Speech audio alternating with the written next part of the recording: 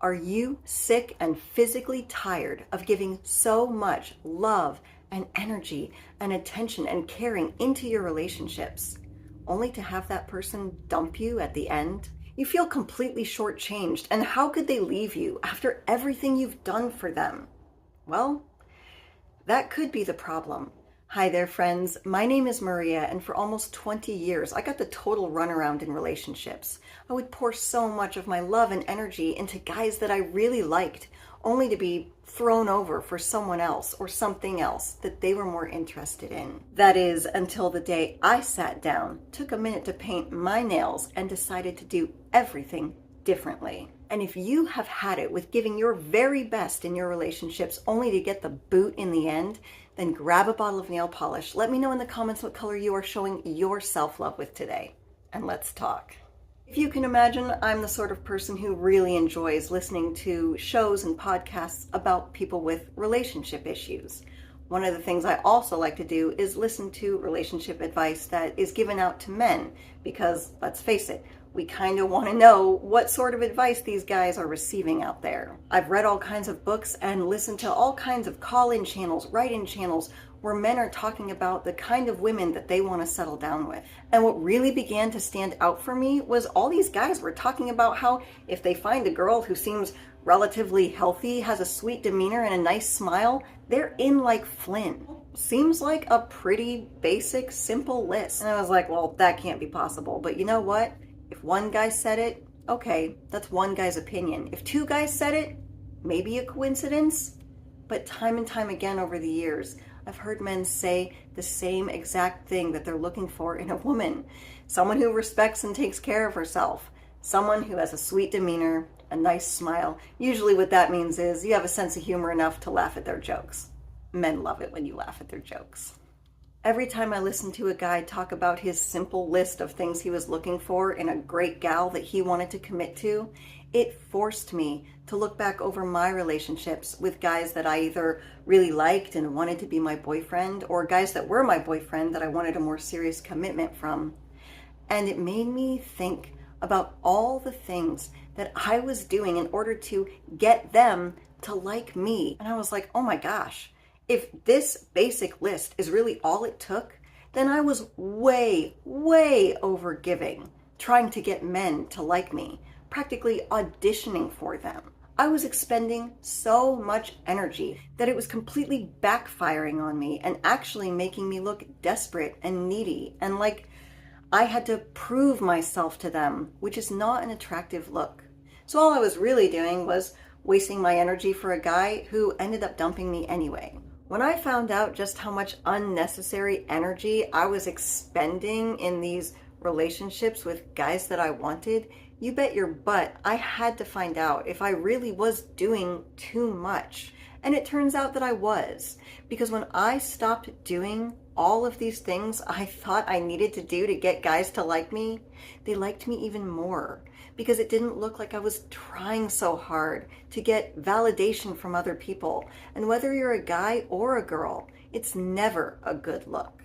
Pick me girls never get picked. And what I did is I sat down and I made a list of a couple of things for you guys that I was really over giving in my relationships, especially with people that I had just started dating and we weren't even in a firm committed relationship with each other. Now, do I still do these things? Absolutely. But here's the difference. Instead of doing the things on this list at the beginning of a relationship to try to get guys to like me, I finally drew a boundary.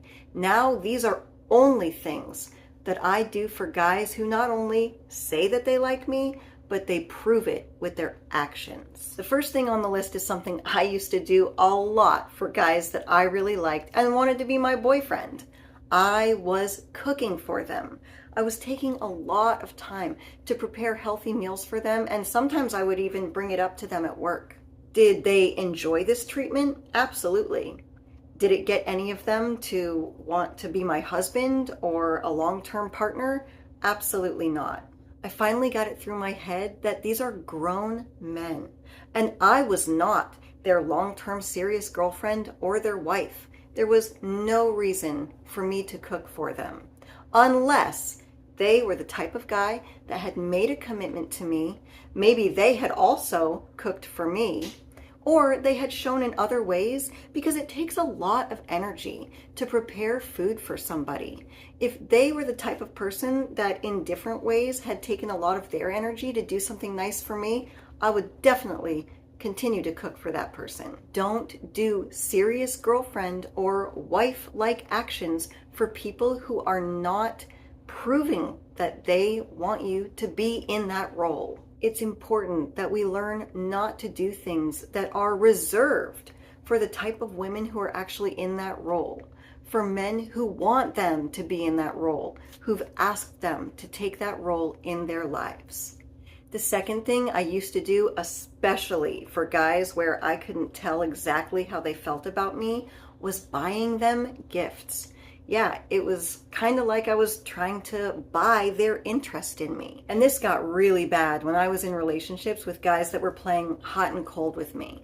Because every time I gave them a gift, they would treat me really well for a couple of days, but it was a shallow victory because the treatment didn't last very long, and it also can get you into a really toxic cycle of buying gifts for someone because every time you do, they treat you better, but then they go back to treating you not so great. Don't get me wrong, I definitely agree that giving gifts does feel better than getting gifts. But what I started doing was, if I liked a guy or if we began dating, it would be more like, here's a gift, happy birthday. Much more appropriate and healthier for me and my bank account.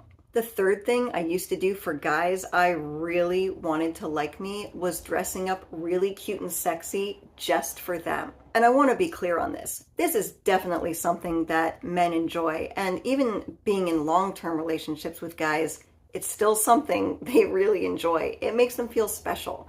And you definitely want to make the person that you love feel special. But going over the top with the hair and the makeup and the clothes for a guy that you're not even sure is really interested in you looks like you're trying too hard. I was a girl who really liked to dress very casually. So when I would go out on dates with guys that I really liked, they knew I was doing it just so that they would like me or find me attractive. They could tell that I was seeking their validation. The healthier way to go about this is to get cutesied up. Not just for guys, but for yourself, so you can look in the mirror and say, hey, you're looking pretty hot today, and mean it. And it's not always for someone else.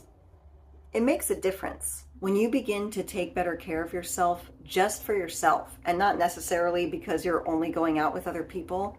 It makes a difference mentally. It helps improve your self-image and your self-esteem. And this is something that's going to radiate on your dates with guys. And it's far more attractive than them thinking, well, she only did this just for me. Look how much she likes me. Look how much she wants me. Ladies, want to look good for yourself too.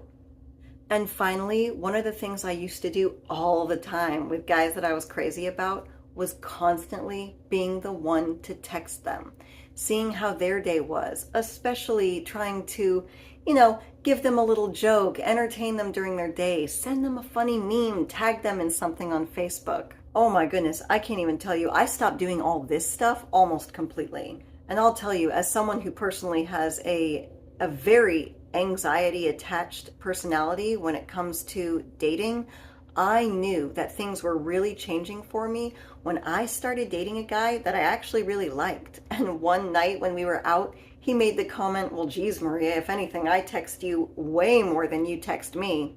And do you think that guy dumped me or ditched me? Heck no. That's what I mean.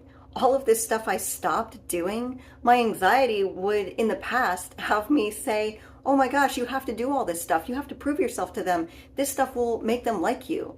But it's just so nuts how I stopped doing it and guys seem to like me a lot more. I looked like I had my own life. I looked like I had my own passions. It didn't seem like everything about me was completely revolved around them, which is so much more attractive. When you don't text guys all the time, it makes them wonder about you. You become more of a mystery. And that's one of the big things I learned about attraction. Mystery is sexy, especially with men. They love to chase you. And once you realize this and really take control of your anxious behaviors in dating, not only will you become hot, you will become ultra hot by Mooncat.